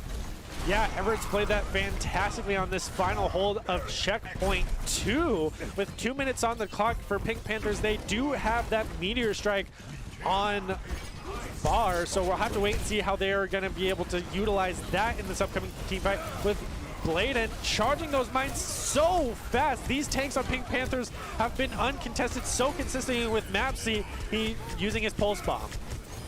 AME doesn't even need the Meteor Strike, doing a absolutely terrifying job on the back line for the Everest. They'll wrap things up there. They'll get the second point. 3 minutes on the clock to try and 3-cap, something that is very hard to do on Havana. Have the Molten Core and the Deadeye up for both Everest DPS, so that should make it a little bit easier. As AME and company are just going to wait to see where they want to attack from, or if they'll just hang out on the other side of the bridge. AME's going to go in, not quite land inside the castle, though. Yeah, we're also going to see Mapsy swap over to the Hanzo for this final point, trying to get as much damage with that Sonic Arrow down that main line where the cart comes. And we're going to see a great flash bang, fan the hammer kill like the old days of Overwatch with Despacito onto AME. He's going to pick up a second onto Bladon, but now with any ultimates coming out from both supports, seems Everetts are going to win this team fight. And the rally in the Ant Matrix. Ooh, Despacito in a great line of sight to try and take out AME, but a Transcendence from Lyric is going to keep everybody alive and continue to push things back. There's a Deadeye that will come out. It'll find 1 kill onto Lyric, but that is about it. The respawns for the Everest will be soon enough that I don't think the Pink Panthers can win off of this, but they're going to get incredibly close with a great primal raise there from Conspiracy. AME going to get a nice headshot onto Bonesaw, and unfortunately the Everest just cannot stay alive out of spawn for one last contest as this payload's racing towards the final checkpoint. Minefield going to shut down the one entrance. There's absolutely no way to get out. A Shatter's going to be forced to be used. Diamond Dog has to charge in, lands the pin, but Anti to 37 HP. He is not long for this world. Hub trying to contest the payload right in front of it, ends up getting spotted out there. And you can see, despite the constant trades, Pink Panthers continue to come out on top. They're going to jump right onto Hub, is going to get Anti, cannot fly away, will get D-Mag. But Diamond Dog on this Wrecking Ball should be back in time to potentially stop the push. And it looks like there'll be a little bit of a reset there. We do hear the Dragon Strike go off. Do not see where it ended up coming through. Now it'll rip through the team. Gets a kill onto Bonesaw, and that should be enough for the Pink Panthers to win this map. Diamond Dog looking for one last play, but he's not able to make it. Yeah, Pink Panthers, once they get close to your spawn, come alive and get all of the eliminations possible. Their two tank players have been the stars of their team, getting ult after ult after ult. Seems like they just have 4 DPS on their team at this point, just with more health. So good on the Pink Panthers having a solid attack, having that Lyric on that Zen on the cart the whole time, even being a second sniper at that point with Mapsy on the Hanzo. Everett's also played fantastically on the defense. They won a couple team fights on that second control point. They held it the best they could. Their Ryan getting multiple great shatters onto even 1 or 2 members, but immediately able to eliminate them with his abilities. So it seems the tank players of both these teams are the ones you want to keep an eye on. We will see. Tank players, the Pink Panthers, can contribute to a second straight win and put them on match point, or if the Everest tank players can get it done, because it is going to be a very tough task to 3-push on Havana just to force overtime here. And I think it really is going to start with how effective a close hold the Pink Panthers can get. We saw the Everest stall out about a minute on the clock, so you're probably looking for like about a 2.5 minute stall for the Pink Panthers if you really want to set yourselves up to win on the first point. Yeah, Pink Panthers with that opening Symmetra May was definitely the stall you want to see, and it looks like the Everetts are going to go for their very own possible, but it looks like they might even go Pirate Ship as well, with now having the Bastion immediately getting right out of spawn, doing as much damage as they can. They are going to get a fantastic freeze onto Bonesaw and the rest of the shields, and it is going to take out that Bastion, but otherwise the Pink Panthers have lost 2 members to something they've done so well. Even though they lose the first member, they come alive as Gambler's going to pick up a double kill with another elimination onto Diamond Dog. It looks like they're going to force a bit of a respec, especially killing that Bastion. Cryo freeze from Mapsy. Going to be allowing that May to heal back to full health. Trying to get the Blizzard, but will get burned down. It's a 1-for-1 trade. Mapsy for Bonesaw, but it looks like the Everest have started to move away from their spawn, so this close hold not even lasting 45 seconds for the Pink Panthers before they're forced to be reset. Yeah, the Everest's definitely proving that they're better on the defense than as well as the offense so far, as the Pink Panthers are going to have to back off better on the attack as they're getting multiple members taken out. Pink Panthers try to win for a second attack through the building thing, but got simply taken out on the rotation as their tanks did not do the best. These tank players are the key, with even that amplification matrix coming out from not Doomfist, but Pink Panthers now having 5 ults come online for this next upcoming team fight. Things are not looking good for the Everetts, and they are not taking space like they should. They need to be up in that top room right above cart so that they're able to defend it the best they can. Even though you're attacking, you still need to have a good defense. So with Pink Panthers coming into this team fight, they're opening up with every ult they have. Deadeye's going to get one comboed with that Gravitic Flux. AME will pick up a triple kill for himself. 3 ults used, 3 kills. Sounds like a pretty good deal to me. And the Pink Panthers will finally win a fight with 2 minutes on the clock. How to win a couple more of those if they want to win this map. Yeah, they're even going to stall out the Baby Diva, as is tradition at this point, and there's nowhere, hey, she can just suicide for an environmental elimination, but finally she's going to get charged out. So now, not having their second tank, the Everetts are going to have to go back and regroup. So Pink Panthers may not be able to stall at spawn, but they're going to open up with the Shatter, not land on any members. They're buying a ton of time, with now at a minute 40, have yet to even reach checkpoint 1. I think the halt there might have stopped the shatter from Vlad on there. That was a pretty impressive play by Diamond Dog on the Orisa. Despacito going to open up with one elimination. Blizzard will be used there, but into a sound barrier. Great job there by Pando, but he will get frozen along with the rest of his team. But a nice immortality field from not Doomfist will keep the Everest alive. They will just lose the one member, but some fantastic support play should allow them to win this fight. You see 2 DPS already down for the Pink Panthers, and this should be enough, you would think, for the payload to be able to push. Turret throw for Bonesaw, not quite able to land where he wanted to. He's got a Molten Core if he wants to wrap up this team fight, but it looks like Pink Panthers going to try for a last-second contest. Molten Core is going to come out from Bonesaw in the final 60 seconds here, and Ant Matrix going to be used by Gambler to try and help his team's damage, but the Molten Core damage is simply too much. Even with Lyric popping the sound barrier, which is way too late with 2 members already dead, we'll get a time extension here, and the Everest will keep pushing along.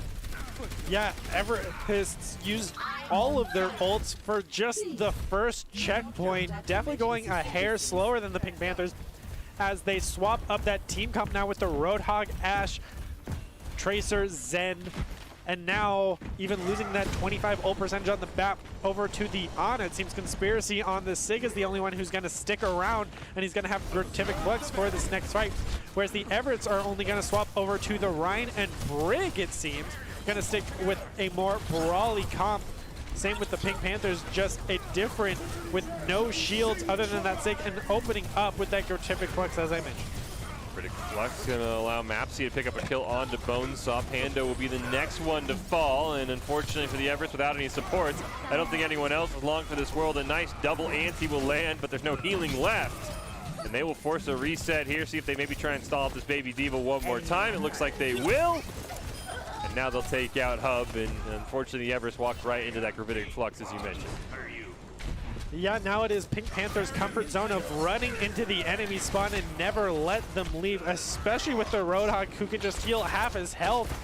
And with both Lyric and Gambler behind him, I doubt he will ever fall at this point. Getting a great hook and melee onto Despacito, losing that DPS who did even have his ult. They're definitely going to have to go to the reset. Pink Panther's buying so much time for themselves.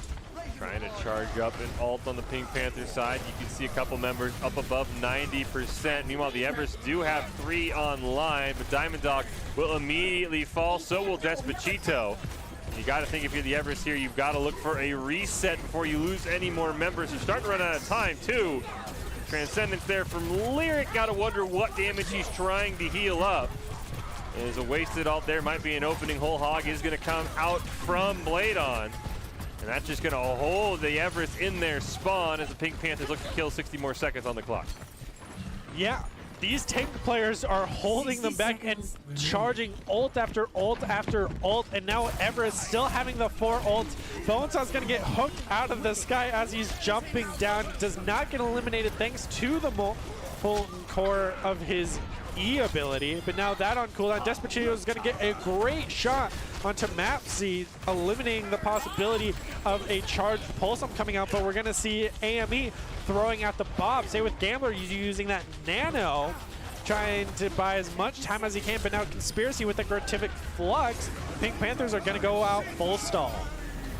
Pink Panthers, instead of holding for one last fight, just kind of using ults as they come up, and it appears to be working out for them. Final 20 seconds for the Everest to keep pushing and keep this alive on Havana. Vladon able to get a nice heal up there. Huge Dragon Strike from Despacito is probably what the Everest will need to keep pushing. Vladon's getting his Easton in the heal. There is that Dragon Strike. There's only a Diva self-destruct. There's a nice pulse ball pickup on a Diamond Dog, and Pando going down as well. Means without a main tank and your main healer, the Everest are going to have a very hard time trying to keep this game alive in overtime. It's all up to Hub. Has the self-destruct. How much value can they get? Unfortunately, the answer is none, and they will get headshot before they get the remake off. And that should prevent overtime from continuing, and it will. The Pink Panthers will win map 2 and put themselves on match point. Pink Panthers having a very close fight with the Everett's, but still just edging them out multiple times as Everett's just get collapsed on at their own spawn and never truly able to bring it back. That Diva got stalled out one too many times, and Pink Panthers just constantly having that time advantage. With the Pink Panthers on match point, we'll take a quick break. We'll see if they can wrap it up with a 3-0 sweep, or if the Everest, who have come oh so close on a couple of maps, could keep this series going. It's Assault next. I've been told it's Temple of Anubis, but all of that is coming up after this short break.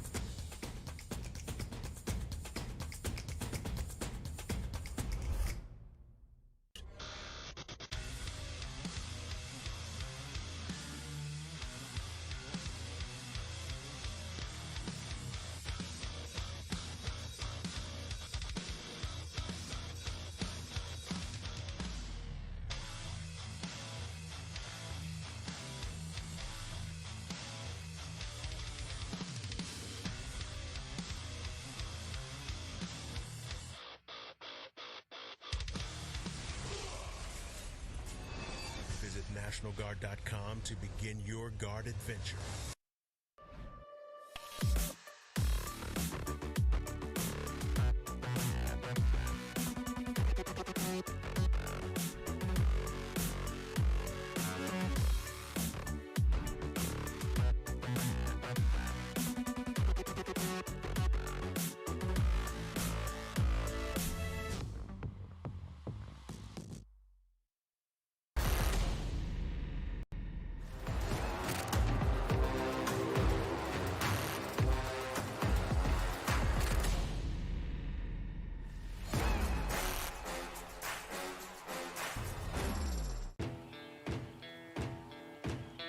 Here are a couple lessons I've learned over the years.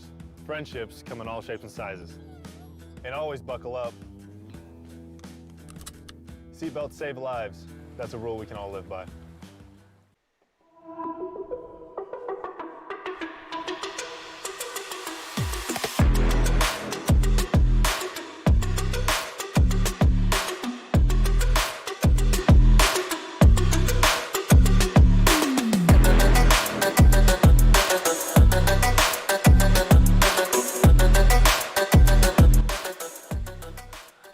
Welcome back into the Boise State Esports Arena, putting maybe the bow on our first ever esports tower Overwatch Rumble. The Pink Panthers sit on match point as we head on to Temple of Anubis, see if they can close out the Everest of the esports tower in our best of 5 grand finals. Fisher Brenner here calling all of the action. Control was incredibly close. Escort not so much. The Pink Panthers putting on a dominating performance and then just strangling the life out of the Everest. We'll see what happens on Temple of Anubis, as it is Assault, Brenner, which is a very contentious map choice. To have it being played third, I know some players really love it, some players really don't like it. So how do you feel about Temple of Anubis Assault, and how can the Everest get back in this series and get us to a Game 4? Temple of Anubis is definitely by far the best assault map in the genre, as it allows for the most variety of attacking and defending compared to the other ones. It is definitely the far favorite of all of the leagues that we have ever seen. And so ending with Assault is definitely the hard push that we've seen. Potentially. It is the best of 5. Potentially. And so I would love to see a hybrid map as well. I personally really do enjoy having hybrid second and then ending with Escort on third, so that way you have control, hybrid, and then so on and so forth. It's a much fluid rather than control point, push cart, control point again. And especially with Assault, with how Pink Panthers have been so snowballing, once they win the team fight, they're going to keep you in their spawn. And so having that be on Assault, I definitely seeing this being a possible one-sided. But the Everest have also pushed and have a solid fight. So once they win that fight, they are able to take space and hold it. They just don't take as much space as they should. And on an Assault, you need to get aggressive. And we don't want to see them push the same left hallway, because so many times you can just push right underneath the bridge if you have that shielding. So once again, it is going to come down to those amazing tank players. And as we're seeing on the defense, they're going to go for the pharmacy strat. Interesting choice here by the Pink Panthers. Usually you'll see the team that lost the map pick the next map, and then the other team who won gets to pick what side they go from. So interesting that the Pink Panthers would choose to attack first. Usually you want to defend first, but maybe they just want to put a bunch of pressure on the Everest. We will have to see as that Bastion gets teleported up to the high ground. AME trying to rain down damage from above. He will do that actually from more above him as Bonesaw gets taken out. So does not Doomfist. Pando going to look for a res. Actually gets the Battle Mercy kill onto Bladon, interesting enough. And AME looking to get some more high ground there. You know, he doesn't need it. He doesn't need it. His team got it for him. he's like, guys, I'm a little too tiny. Please help. He just needs like another inch of height from that jump. Gotta go tank form and blast yourself upwards. But as you said, the Pink Panthers will not need their Bastion this time around. He will not have to deal with that pesky ledge as the Pink Panthers with almost 6 minutes on the clock. They unlock that second point. We'll see how quickly. This is the hard part out of Assault. They're going to teleport right on top. A great ante from Not Doomfist, though, immediately puts Mapsy in a very awkward spot. Despacito, though, and Not Doomfist will get burned down, but the respawn's so close, meaning the Pink Panthers aren't going to get any value from this. The point's still contested despite the absolute pop-off from AME on that Bastion. They'll finally get one tick, looking for a second. Can they get a third and a clean start here on Assault? The answer does appear to be yes, actually. A fantastic use of that symmetric teleporter puts AME in a spot he never took a point of damage from.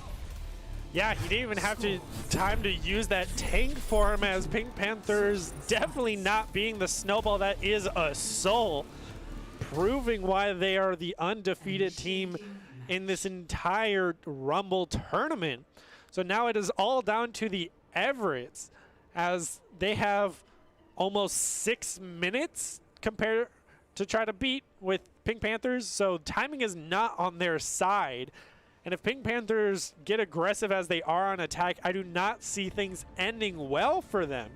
But there is always overtime and the defense, with possibly the factor of fatigue, as these teams have played so many games today. Even if they were best of ones, still got that in between of highs and lows, so that could be setting in for the players.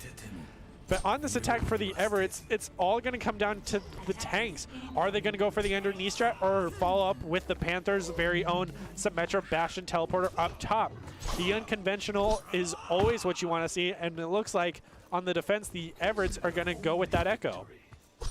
Echo, a Genji. They do have the Ana this time, so they will have a defensive Nano Blade, which could be a very interesting thing to deal with. Pink Panthers love their aggressive plays. They do. They like to get aggressive. They like to get right in your spawn. And we'll see the Everest, as you mentioned, have a very tough bargain to reach up. They have to 2-cap in time. Really, the Pink Panthers had no issue with it, so overtime would expect to favor the Pink Panthers no matter what, unless they run through. But nobody was ready for Bladon on that Roadhog. He is just going to hook Diamond Dog away from the rest of your team. And without the Reinhardt, the other 4 members will immediately go down. The tanks for the Everest got caught playing cat and mouse with Bladon. Yeah, it's all about the tank players, and as soon as you leave your team as the Reinhardt, it's fine if D.Va leaves, but as the Reinhardt and your entire backline dies, that is on you. So already we're going to see the possible swap to Orisa, but goes back to the D.Va, so it's just giving up ult percentage for Chum is Fun.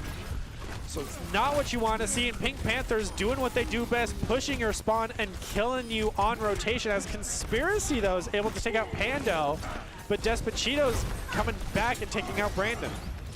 The problem for all of this is they're taking out members of the Pink Panthers in their own spawn. You can see the low health bars for the Everest. And Bladon now going to go to that Wrecking Ball, so he will get back to the point with plenty of time. Everest going to try and sneak around the long way, but they're already taking a ton of spam damage. The Genji is there, but AME has the Blade, but there's no Nano up for Gambler, who had been hiding in that back line. We'll see what the rest of them can do. Immediately, Despacito taken out. It's a 5-on-5. Mapsy going to use that Duke Plate onto Doomfist, but immediately it will be taken out. But unfortunately, the Everest are down another member, and all they get is the duplicate in exchange. Gambler now close to that Nano, but it looks like AME can probably hold on to that Nano Blade. Diamond Dog looking for a solo pick, but on the point all alone. And we've talked about this. When your team doesn't have a Reinhardt, they are not going to be long for this world. Diamond Dog slept on the point, taken out, and the Everest going to have to reset with 2 minutes on the clock. Yeah, it's on the Everest to try to contest this high ground once they get to the point, because with only Orion and D.Va, she can only do so much on her own. She is not a DPS, and she will simply get stalled out. But now Doomfist even getting the pick onto Mapsy. It is time to push, Everett. They're down a DPS with no Mercy Res. They do have the 4 ults opening up this next team fight with the Nano. Nano's going to go on to AME. He'll pop the Blade a little bit late, and the Great Immortality Field is going to keep the whole team alive through that Nano Blade, but unfortunately with everyone focusing down on the Genji, Panda will be the first one eliminated. Lyric forced to use that Transcendence, but it's not enough to keep Gambler alive. But unfortunately, the Everest now out of defensive ults are going to be once again forced to reset here, and now they're down to 60 seconds on the clock. Yeah, these tank plays are not what you want to see from the side of Everett. You need more verticality, so I'm very happy to see Bonesaw on this Echo. Same with Pando on this Mercy, but Despacito on this Widow is not what you want to see, as you need some damage on the ground with a great rock coming out, killing Chuma's Fum as the Baby D.Va. So you're already down a tank with only 45 seconds remaining. Seems like this might be it for the Everetts. Final chance here to try and extend this map. Pando goes down, but they trade it out 1-for-1 with AME, but Bonesaw will immediately fall right after. Conspiracy does have that Gravitic Flux, but not going to be able to get it off in time, but unfortunately, it's still a numbers advantage and a high ground advantage for the Pink Panthers, as we see there a retreat from Despacito. Last attempt here, they're probably going to have to force right on top of the point if they can even get there. Waiting for that Winston to come alive. Chuma's Fum does have the D.Va bomb, but a minefield will come down right on top of them. Mapsy's going to duplicate onto the D.Va. Chuma's Fum realizing they have to get to the point. They're racing there, but simply no one's going to get there. Overtime ticking down. A great boop denies it. A double D.Va bomb from Mapsy on the duplicate. And the Pink Panthers will hold the Everest off the point. They will pick up the win, and they will be crowned our first ever Esports Tower Rumble Overwatch champions. Pink Panthers definitely proving why they are the undefeated champ of this tournament, as well as they just had amazing team play. Their tank, every player had their moment in this matchup. Gambler constantly with the nanos on the Ana, with Lyric with that Zenyatta constantly getting picks, being that third DPS that they needed. Both tanks just having a field day with the enemy team. Pink Panthers, a solid team that I could easily see continuing on. Well, as we prepare to wrap this one up, it's been a fantastic first Overwatch Rumble. We do have our accolades to give away, Brenner. We'll start with the ICCU Player of the Week for the Esports Tower Overwatch Rumble. I mean, several great choices, especially on the Pink Panthers side, but at the end, who do you think you're going to give it to? Either Lyric or Blandon personally. They were both the consistent members of that team to get, you know, least deaths, highest DPS, even as tanks and healers. That's what you love to see. And it's hard not to focus on the Pink Panthers as they are the winner, so that's definitely who you want to focus on. So between those two. Yeah, I thought Gambler played spectacularly on that Ana, so we will have to see who the ICCU Player of the game is going to be. A lot of deserving choices here. The Pink Panthers are doing a fantastic job. And really, anyone on that team in particular, I thought had a map or at least one round or one team fight, Brenner, where they all popped off. So all very deserving players. Going to be curious to see who ends up getting it done. But I thought the Everest had some small bright spots, especially on control. They kept it in a game. I mean, I thought this series was going to be a lot closer based on control. So you work on those escort and those assault maps. Of course, we didn't get to see hybrid. We could have maybe go back to control. But I thought the Everest at the start were very, very close. Just got a little bit of work to do on the other maps outside of control. Yeah, because as we mentioned, they did have the consistent play, but not so much the consistent comp play. And it looks like the player of the game is going to go over to AME, the very consistent DPS player for LaSalle, or Pink Panthers. Yeah, for the Pink Panthers here. Did have a bit of a mix-up there, but yeah, that is AME of the Pink Panthers. Yeah, you're right. Very consistent on the Tracer. Had some fantastic Bastion play on Assault on Temple of Anubis in the Grand Finals.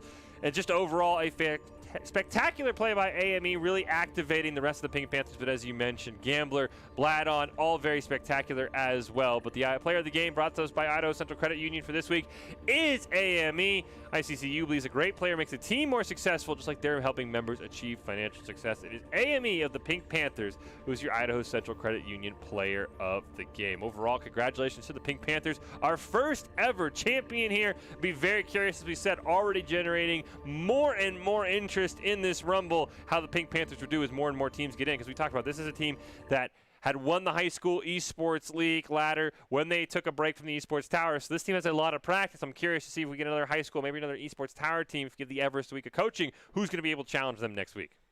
Yeah, I hope to see who it is, or if they're able to step up to the plate and now win a couple maps against the Pink Panthers. I could definitely see these two teams having a consistent feud in the esports tower as they have been the top two.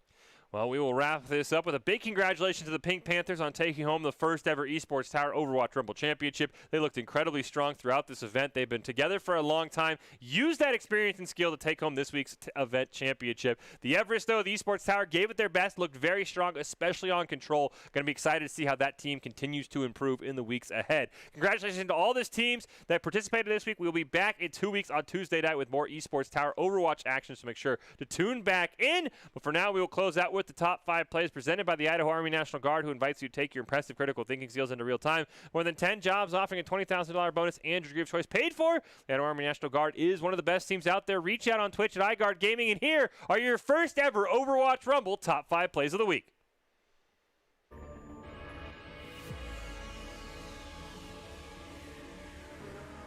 Instantly right in with the Primal Rage. Oh, Diamond Dog almost gets booped off. Does look like Doomfist going to save that nano for Bonesaw's blade. Might not even need it, though. Immortality has to be used by Shadow Soul. It's not going to keep the team alive, though. 4 go down. It's going to be another team kill for the Everest, and they are in complete control. The best target by far, because now there will be no res, and Ant Matrix will go down. We'll see if Tropic there is going to pop the tack visor. It's all on Frozen Phoenix to eat it, but with no mech. Tropics will pop off with a double kill, plus a kill onto the duplicate. And now ET Fire Islands on to maybe their last couple fights. Right back to 100. Leopold will get the res, though, onto Little Applesauce. Unfortunately, a grab's going to come out from Geo, but it's not going to be enough. A fantastic Blizzard, but a triple Dragon Strike from Edgelord is going to even this at 3 kills aside. And the respawn advantage should favor LaSalle pushing. It's not going to have an answer. Really, there's no answer. There's going to be a Sombra v Sombra battle. There it is. Huge EMP onto 5 is going to land. And immediately Gambler and AME will fall. Conspiracy going to be forced out of the mech as well.